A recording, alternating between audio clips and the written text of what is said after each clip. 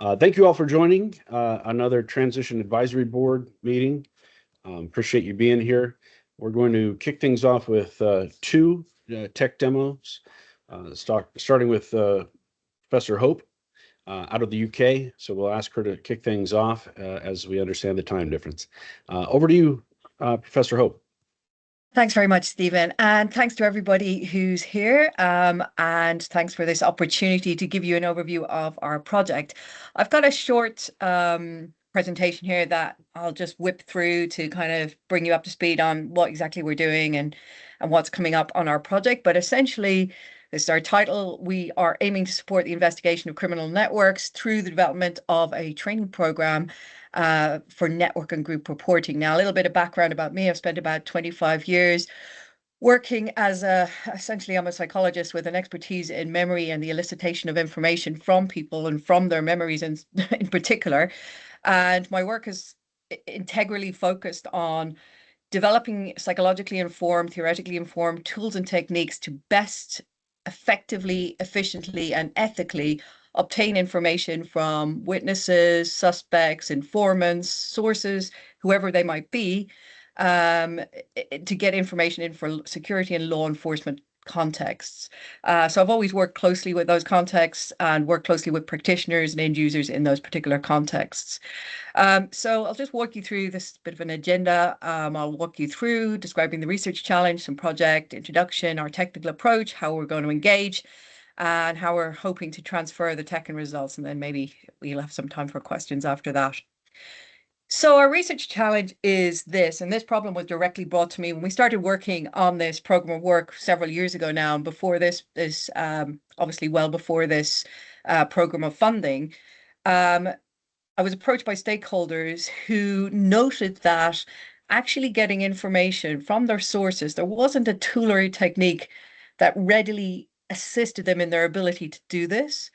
And so they were finding that it was getting quite complicated, trying to access timely and accurate information about how, from their human sources, so from informants and intelligence sources, about how what their understanding of how different crime groups, networks that they were embedded in or involved in or undercover in really were connected. And while there is a very well documented analytic program on the other side of the fence, like social network analysis, there wasn't really a dedicated methodology for that kind of activity or training associated with it in the investigative interviewing or information elicitation sphere. So we spent a bit of time developing this technique called the reporting information about networks and groups, the ring task, to the extent that it would be a straightforward kind of instruction solution that stakeholders, practitioners could work with to gather information. Now, by the time we got to applying for this funding and got this research program, we just wanted to train it. We wanted to find a way to scale up the training from me and some of my colleagues, essentially just train it in very small ways to very specific and limited numbers of practitioners, because it's very straightforward. In essence, it's a scalable technique in that respect, as far as I'm concerned, compared to more advanced techniques, which I'm not sure is the case. So essentially, this project was designed to and will develop and deliver a tailored training for the ring task. And we've done that bit already. Well, we've done the first part of it. We're in the middle of the second part of it. And then we're going to produce an e-learning package to deliver this wider kind of scalable access to research training for investigators across Homeland Security settings. Now, as I was saying, that there was a challenge there. So the rationale we had in the first place for developing it was really to help an interviewer, whether that's someone in an investigative situation or in a debriefing context, to understand the nature of relationships between individuals. So if I'm a source operating in an organized crime gang, I have loads of tacit knowledge about who's in that gang, how they interact with each other, how the network is organized, how people act with each other, who has power, who does not, and importantly, and this might be important for a infiltration purpose or a access purpose, where there's vulnerabilities in those networks. It could be, depending on the nature of the network, it could be important to identify all kinds of things like where there are clusters of potential contacts or associates, where there are closer relationships, what the type, nature, strength of relationships are between different people. Are there family links? Are there geographical links? In some instances, you might be interested in tribal links or some kind of ethnicity or different kinds of links and groups. Are there any duty or obligation roles? How have those come about? What do they involve? What do they entail? What are the power structures of a network and group? So we designed this task to give investigators a tool or an approach to start to begin to access this kind of information in their interactions with a source who's cooperative and wants to give information and is there to give information. So it's a way of maximizing that kind of information. So ultimately, stepping back into my kind of area of research, what do you need to do that? You need to maximize and facilitate access to the memories people have for that kind of information. Okay, so you need to find a way to prompt them to remember that. Okay, that's it purely described as a memory or cognitive type of task. And there's a couple of ways you can do that. One way is by rather than getting people to talk through it and it becomes very complicated, you can get them to just do a visual representation, an informative diagram of what that network looks like. And again, this is totally common at the analysis end of looking at some of this kind of work, but has never been, or at least I'm sure people came up with it somewhat spontaneously, but there's never been a dedicated methodology around it in the extracting of the information. So you can visually represent this to identify structure, constituent members of groups or networks, identify the strength, identify the clusters. And you can, at the same time, while people are providing that information in that way, and we discovered this as we were trialing different versions of it and different approaches to providing instructions, you can overlay a verbal protocol. And a verbal protocol, I'm sure, as you're aware, is simply getting people to talk through what they're thinking about, what's going through their head, what ideas and information is coming to mind while they're preparing this visual representation. So it's the combination of the visual representation, the informative diagram, but also the overlay of the verbal protocol, because what we actually found with that was so much more information than anticipated came when you overlaid the verbal protocol. So, and that can identify all these nuances, which may be very useful and important in terms of intelligence gain. So some of these more nuanced factors about which can contribute to understanding motivations or where vulnerabilities are going to lie. So that's, I guess, the ring task in a nutshell. We have a couple of ways of getting people to do that. We have the basic pen and pencil version, which actually works perfectly well and is actually preferred in many situations. We did at some point also design a app-based version of it. It worked okay. It produced nice diagrams, but investigators found it a little clunky to use, which maybe says something about our ability to design that piece of kit. So I haven't completely ruled it out, but for the moment, we're focusing heavily more on the just kind of very basic version, because that's what investigators are at this moment are keen to work with, certainly the stakeholders we engage with. So essentially, what does the ring do? Well, it capitalizes on memory theory that's relevant in terms of queuing the information. So it has got a theoretically informed background, facilitates recall of individuals who associate with a particular network. And I'm not going to give you the memory lecture on why that works, but basically our memories are an associative networking. So if we can open access to even a couple of positions within a particular network, we can use that to access and queue and prompt the recall of additional individuals. So it's much more effective than getting people to list who they know or describe who they know. Actually allowing them to queue themselves in this way is much more effective. Supports the interviewer because obviously if they are able to use a task and use this visual description, it's going to give them an enhanced understanding of more complex or extended relationships. And we found this already with stakeholders who have been using this in practice. They just come to have a better understanding of these relationships, and they describe uncovering people that they never knew were involved or didn't know were associated or didn't know how they were associated. And this became very useful for them. We had some pilots that we ran in Las Vegas. There was quite a lot of in and out traction there between um, gang members and people with access to OCGs.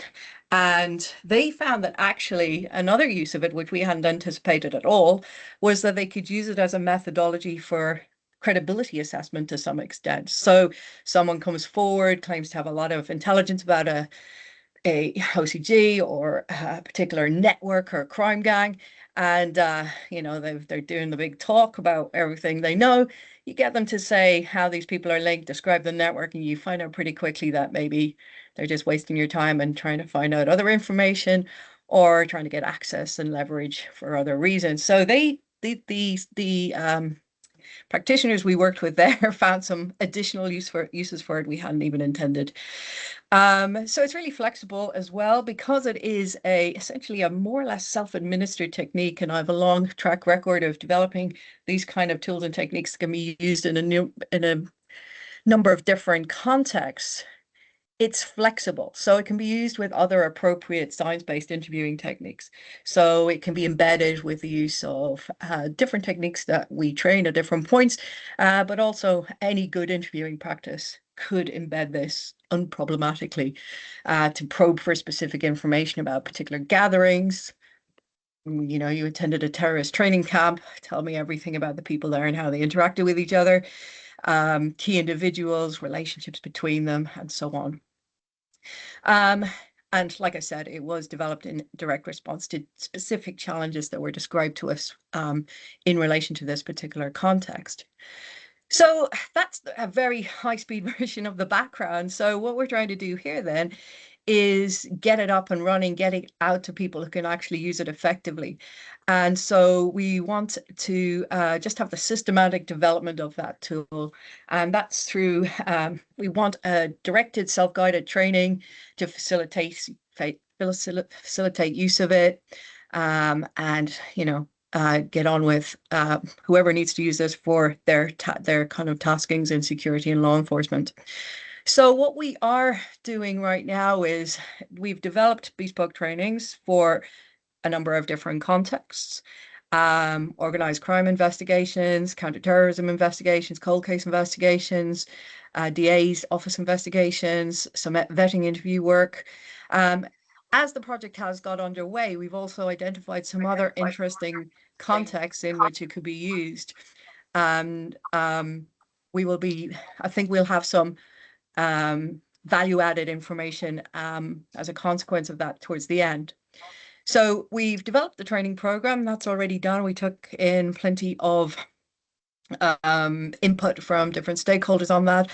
The person who's doing the training is an extremely experienced colleague who was a security and law enforcement practitioner for about 30 years. So he knows what he's doing. I train with him all the time. I've worked with him for over 10 years. And we've developed that together. So I'm satisfied it has the necessary scientific input as well as the applied relevance for the audiences we're taking it out to. We will be delivering that over the next month or so. He has a very busy March, and that's to get feedback. Now, so for each of these trainings, we will be collecting that means of online evaluations, feedback about the tool itself, based on the experience of the training, but also feedback about evaluations of the training itself, what they enjoyed about it, what they didn't like about it, what they would want more of, what they would like to see in an e-learning version of it, any kind of feedback we can pick up. And after the training, about 6 weeks after or so, we'll go back and check in with some of those cohorts to find out, did they come across anything in practice that, posed any issues for them or was exciting for them or went well for them, all that kind of feedback. And then in the final phase, which we'll be conducting towards, we've started work on just to build the background and the platform, we will have an e-learning package that we will hopefully be able to trial fairly soon. So that's what our project looks like. Ideally, the application we have here is really helping investigators, whatever their context, whether it's law enforcement, regular law enforcement, specialist units, security type settings, getting maximizing comprehensive reporting about network context. They will be also potentially in some settings be able to use it to do some source credibility work. They may be able to use it as well. And again, this is another topic that came up to do with the limited when interviewees are limiting or controlling the release of information deliberately as a systematic kind of strategy. This is one way to kind of speed that up and get around some of that, or at least explore why they're doing it. You can also use it for fairly historic memories. When I've trained this numerous times already in different contexts, and I often get people to think right back to their first job. Who were they working? Who was in the unit with them, the first unit they worked in? And they remember all kinds of things as a consequence. So we've had engagement on the training development, feedback on the initial program. We will be getting feedback on the training. We will be getting post-training feedback, and we will be getting some engagement with the final e-learning product before we roll it out further. That will be the main technological outcome that we have. It will be on a freestanding, dedicated website. We find that this is, or it has been anyways, the most accessible way to make online resources available to practitioners. We, across previous projects, have come across the issue that generally in-house systems do not allow you or facilitate the uploading of external resources because they're incompatible or the security constraints or whatever. But we will be happy to discuss that with relevant parties when the time comes. We intend to make it freely available to practitioners. They'll be able to register on site as users, access training materials, and we expect those to include self-directed learning in various formats and relevant kind of testing and feedback. So that is my overview and quick walk through the project. And of course, I'm more than happy to take any questions. Thank you for that quick presentation. I know that's a lot of information to share rapidly. Let me open up the line for Q&A. Any questions for Professor Hope?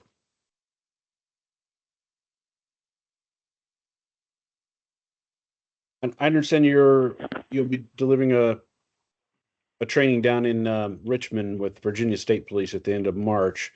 Yes, so that's correct. Looking forward to that as well. But that was my question. So excellent.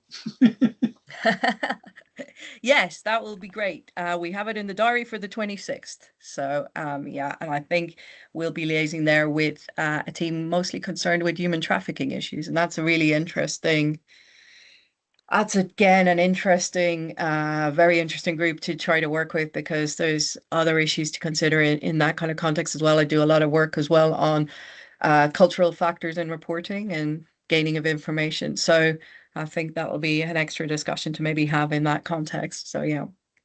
Yeah, so we do work fairly extensively in those areas with Virginia State Police, and so and some of those working groups. So I think once, assuming that session is successful, be interested in follow-ups and how we might extend it to other relevant user groups. So, wonderful. Okay, great. Thank you. All right. Yeah, I asked Stephen if I could get a copy of the slides. I hope that's okay. Of course. Yes, of course. I'll be more than happy to circulate them. Thank you so much. And if you have any questions, by the way, if you have any questions subsequently to that, just feel free to drop me an email. I could send you other material we've written up. So in case it's of any interest. So yeah, of course. No problem. Thanks so much. Absolutely. You're welcome. And as always, I'll make sure I get slides out from this presentation, a link to the recording for folks that couldn't join us today or that want to listen back to Professor Hope's presentation. All of that will be made available after we talk today. Thank you, Professor Hope. Appreciate it. You're more than welcome. It's lucky I'm not there in person. I'm full of flu and germs, so I hope that wasn't too horrible to listen to. Not at all. Hope you're feeling better. It's going around. No problem at all. It's been really nice to speak to everybody. Like I said, please feel free to reach out if you have any questions or you'd like to see some more materials. I'd be delighted to share them. Thanks very much for your attention today. Thanks, Stephen. Thank you. Bye. Appreciate Bye-bye. it. Bye now. Dr.